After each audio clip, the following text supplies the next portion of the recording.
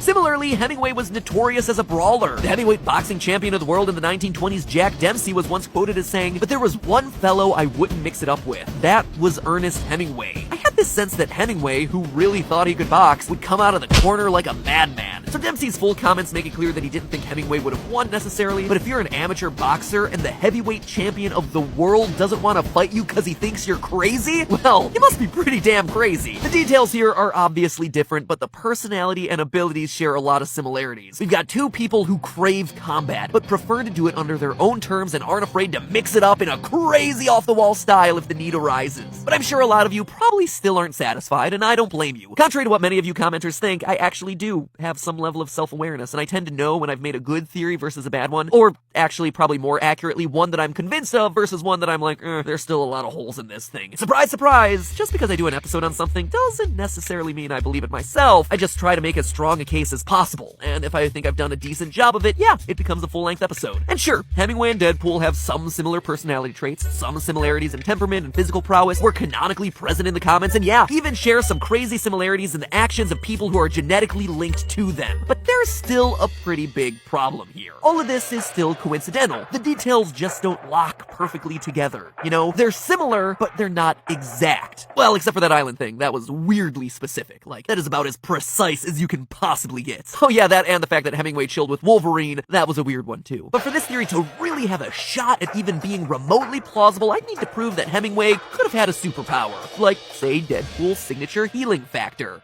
Dramatic pause. You know what I'm about to do, right? Put doubts in your head about one of America's most famous authors having super healing. Is it enough to call him a superhero, though? You tell me. Over the course of his life, Ernest Hemingway demonstrated that he was practically invulnerable to disease by contracting malaria, hepatitis, pneumonia, dysentery, skin cancer, and anthrax. Yeah, anthrax, the terrorist poison, none of which managed to kill him. And let's remember, this was all pre-1960 when the advice you got from most doctors was to smoke cigarettes to calm your nerves and make sure that you got your daily dose of bacon fats. But no, I'm not done yet. He was also struck by mortar fire while driving that ambulance of his back in World War I. He once shot himself in the leg while hunting sharks, presumably trying to set the Guinness World Record for manliest afternoon in history. He survived a plane crash deep in the heart of Africa, away from most medical authorities, and when he boarded another plane the next day, it exploded before takeoff, leaving Hemingway with a severe concussion, a ruptured kidney, and liver damage. 2 airplane disasters in 2 days. That is some Final Destination nonsense. And yet he still survived. Later, while on a fishing expedition, he was caught in a brush fire and sustained second-degree burns to most of his body. He recovered from every single